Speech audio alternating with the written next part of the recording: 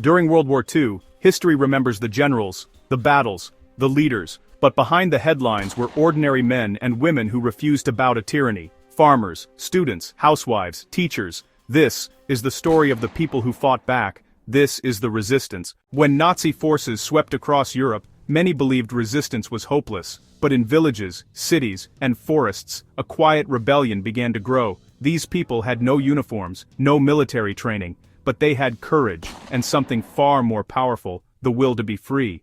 We begin in France, where networks like the Maquis hid in the mountains, sabotaging German rail lines and smuggling downed Allied pilots to safety.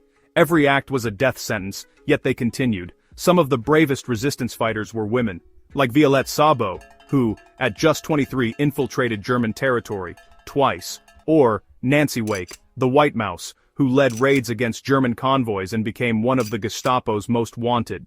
These women carried messages, weapons, and hope, walking past enemy checkpoints with nerves of steel. In Eastern Europe, resistance looked different, more brutal, more desperate. In Poland, the Home Army organized one of the largest uprisings of the war, and in the forests of Belarus and Ukraine, partisans blew up supply lines, ambushed convoys, and sheltered Jewish families fleeing persecution.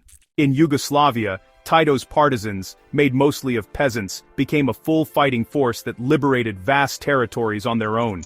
Resistance wasn't only about fighting, sometimes it was about saving a life. In Denmark, fishermen smuggled 7,000 Jews to safety in Sweden. In just a few weeks, an entire nation quietly defying Nazi orders. In the Netherlands, families like the Ten Booms hid Jewish children in secret rooms, risking everything to give strangers a chance to live. Ordinary heroes, extraordinary courage. Resistance wasn't limited to Europe. Across Africa, occupied countries fought back too.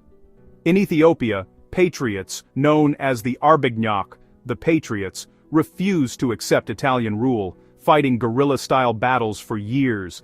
And across British and French colonies, African soldiers joined the resistance movement from abroad, striking at Axis forces on multiple fronts. The resistance wasn't made of superheroes, it was made of regular people who made an extraordinary choice to stand up when standing up meant risking everything, and that is the legacy they leave behind, a reminder that freedom survives not because of armies, but because of ordinary people who refuse to give in to fear. If you enjoyed this deep look into unsung WWII heroes, subscribe for more hidden history stories, and remember, courage is contagious.